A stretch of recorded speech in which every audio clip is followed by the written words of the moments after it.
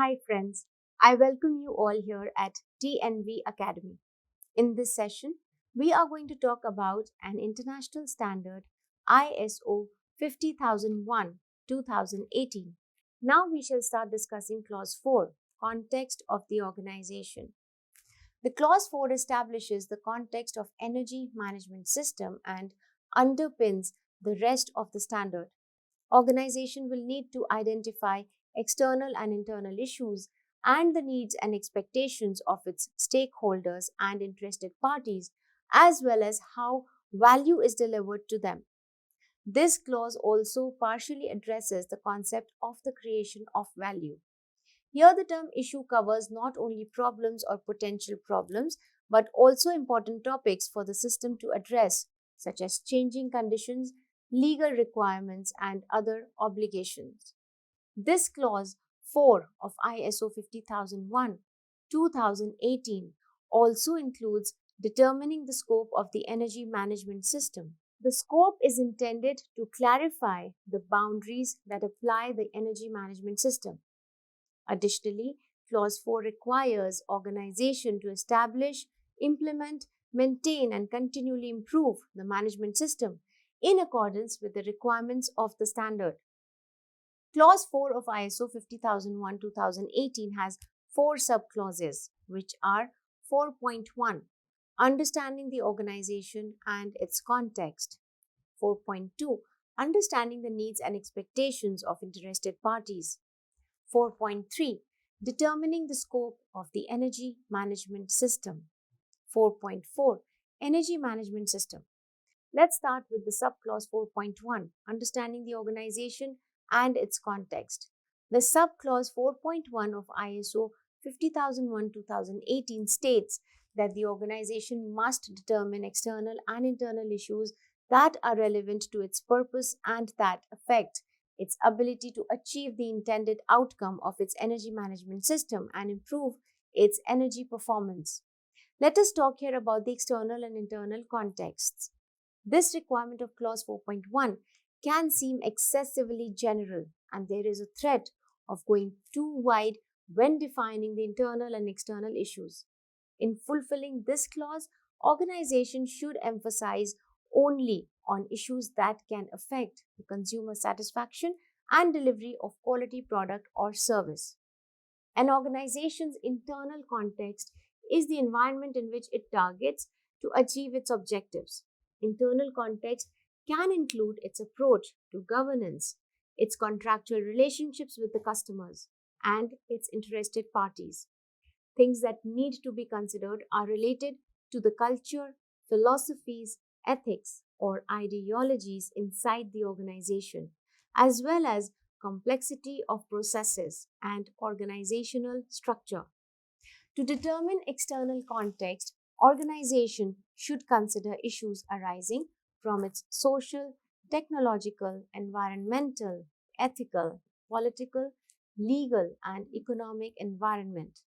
Some examples of external context may include government regulations, changes in the laws, economic shifts in the market, the organization's competition, changes in technology, etc. We should include some of the internal context as well, but are not limited to.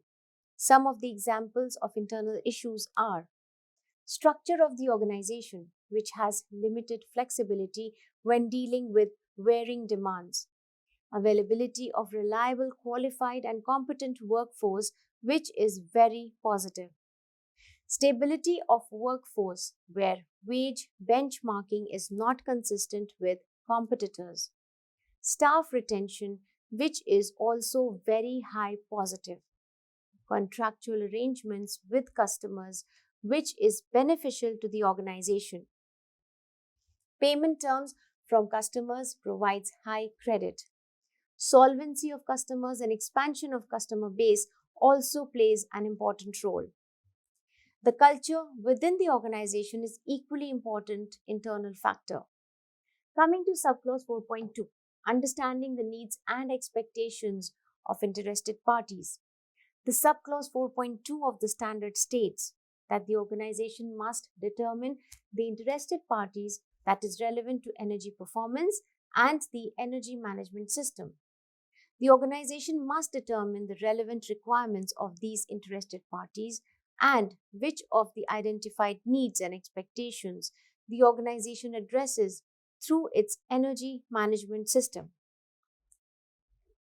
Subclause 4.2 specifies that the organization must ensure that it has access to the applicable legal requirements and other requirements related to its energy efficiency, energy use, and energy consumption. Clause also states that the organization must determine how these requirements apply to its energy efficiency, energy use, and energy consumption.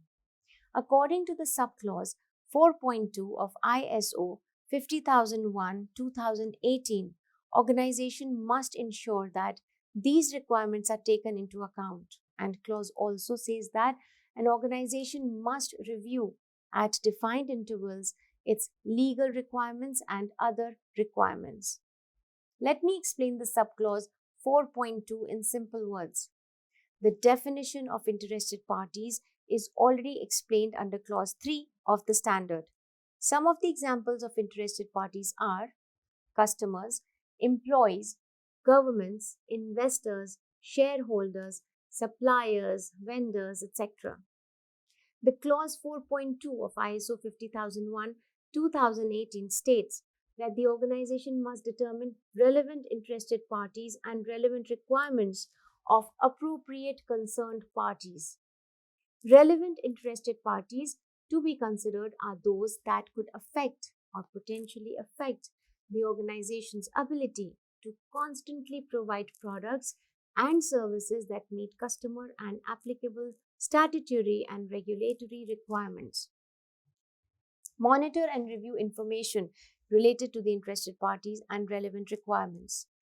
Initially, the organization will need to define external and internal issues that are relevant to its purpose. That is, what are the relevant issues, both inside and out, that have an influence on what the organization does, that would affect its capability to accomplish the intended outcomes of its management system. It should be noted that the term issue covers not only problems which would have been the subject of the precautionary action in previous standards, but also important topics for the management system to address, such as any market assurance and governance goals that the organization might set for its management system. Next, the organization has to determine relevant interested parties and relevant requirements of relevant interested parties.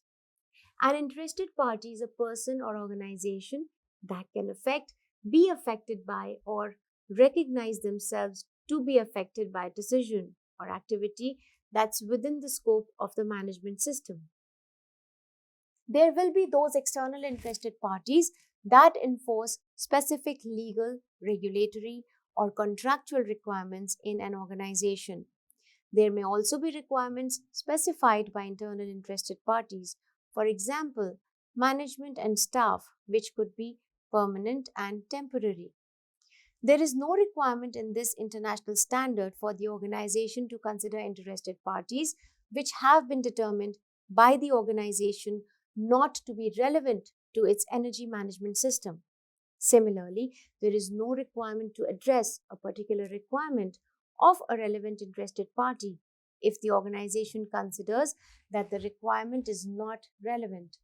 Determining what is relevant or not relevant is reliant on whether or not it has an impact on the organization's ability to regularly provide products and services that meet customer and applicable statutory and regulatory requirements, or the organization's aim to improve consumer satisfaction. The organization can decide to determine supplementary needs and expectations that will assist it to meet its energy management objectives. However, it is at the organization's choice whether or not to accept additional requirements to satisfy interested parties beyond what is required by this international standard, ISO 2018. At the end, Clause 4.2 stresses under a note to refer ISO 19600 for additional information on compliance management.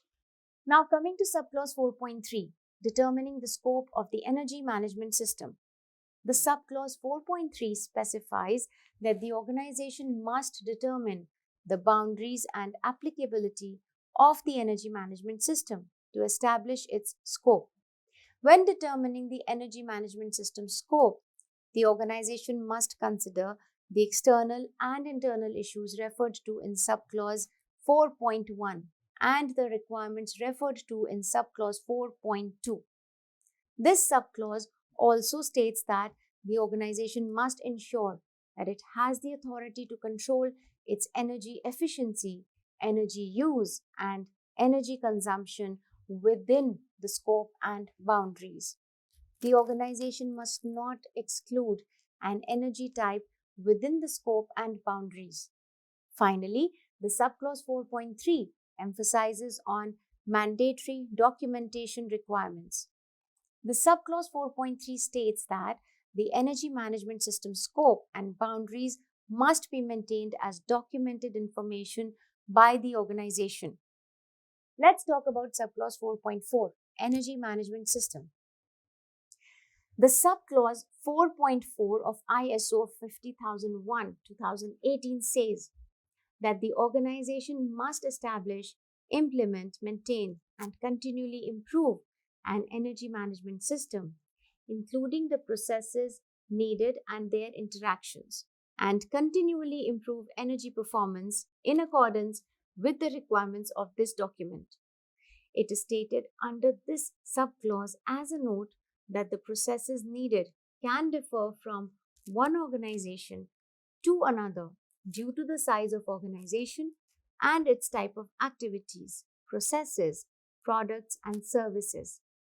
It could also differ due to the complexity of processes and their interactions and also the competence of personnel. I sincerely thank you for your interest and attention. Thanks and best wishes.